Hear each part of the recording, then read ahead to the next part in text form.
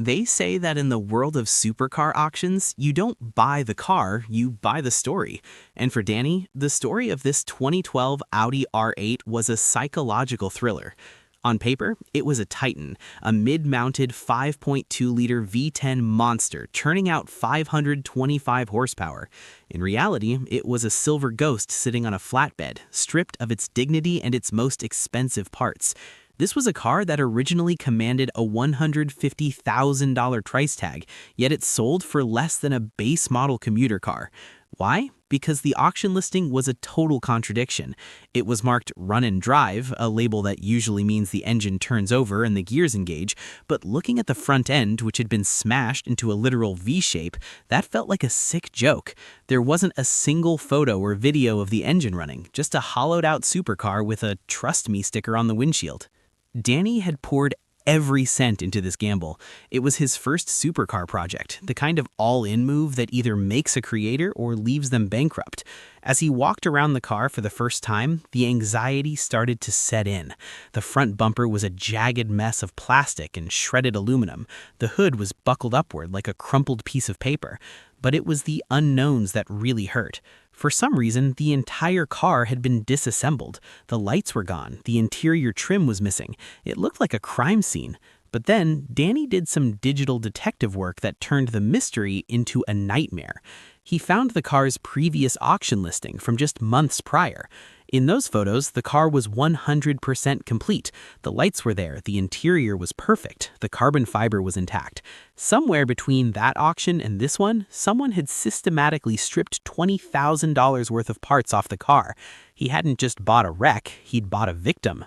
The sinking feeling in Danny's stomach didn't last long because as soon as he cracked open the door to the cabin, the story took another bizarre turn. The interior of the R8 is usually a masterclass in German ergonomics, but this one looked like a storage unit. Boxes were piled high on the hand-stitched leather. When he started digging through them, the nightmare started to look like a miracle. Inside those cardboard boxes were the missing pieces of the puzzle.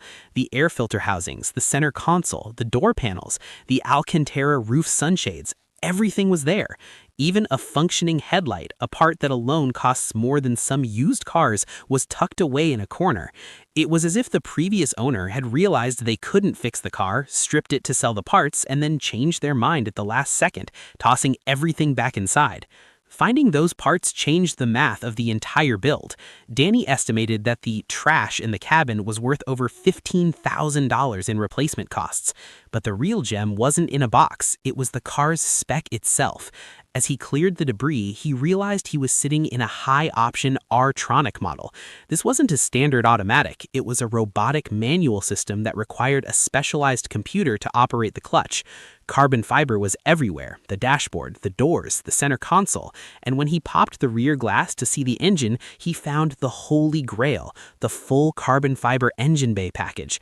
Every inch of that V10's home was draped in lightweight, expensive weave. It was the same engine that powered the Lamborghini Gallardo, and it looked pristine. But the question remained, would it actually start, or was he looking at a very expensive, very beautiful paperweight?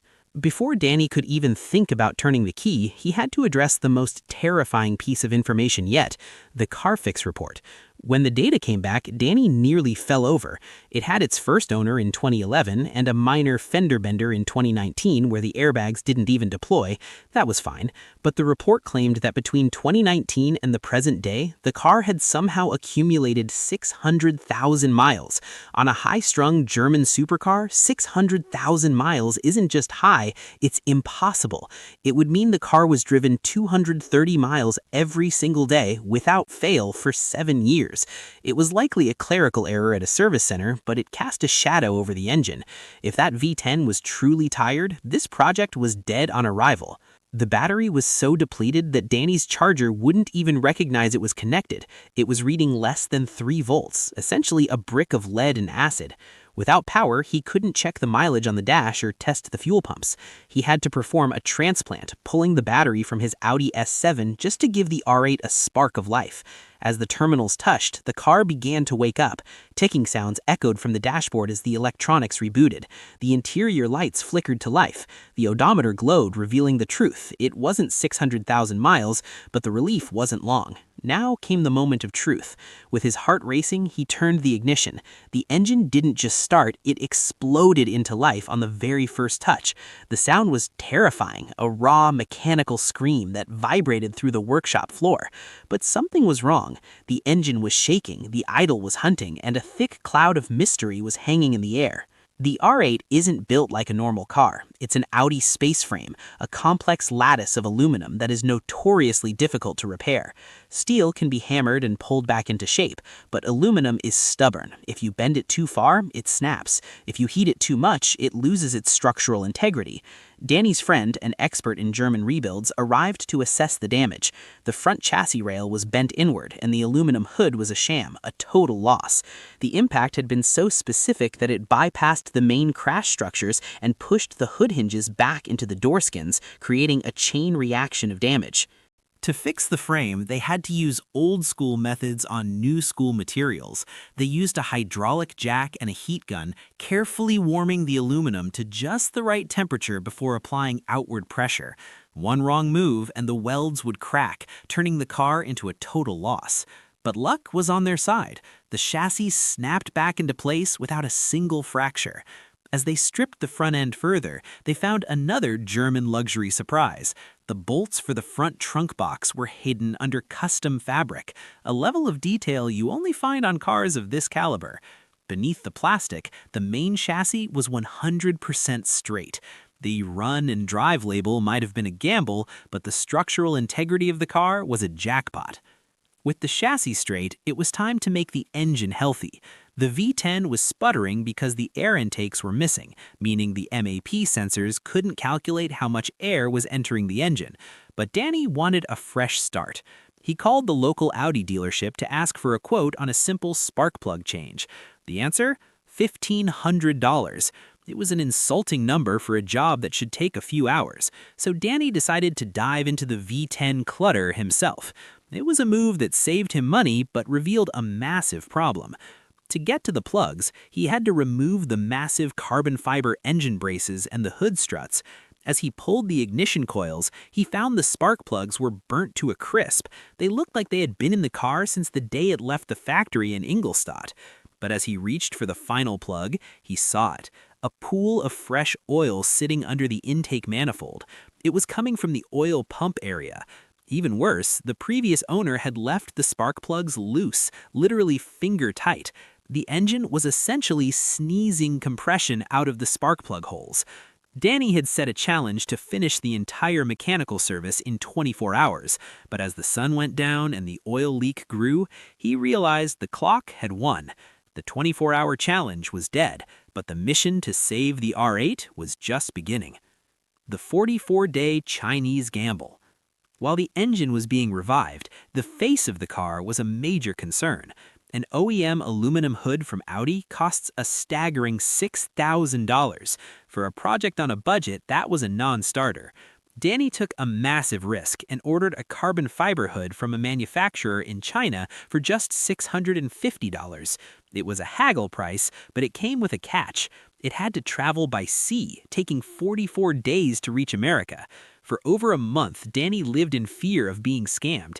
Would it arrive in one piece? Would it even fit? Chinese carbon fiber molds are famous for deteriorating over time, meaning the fitment can be off by centimeters, not millimeters. When the crate finally arrived, the hood looked incredible, but the installation was a geometry nightmare. As soon as they lowered it, the carbon fiber slammed into the fenders. It wouldn't close. The hinges were off.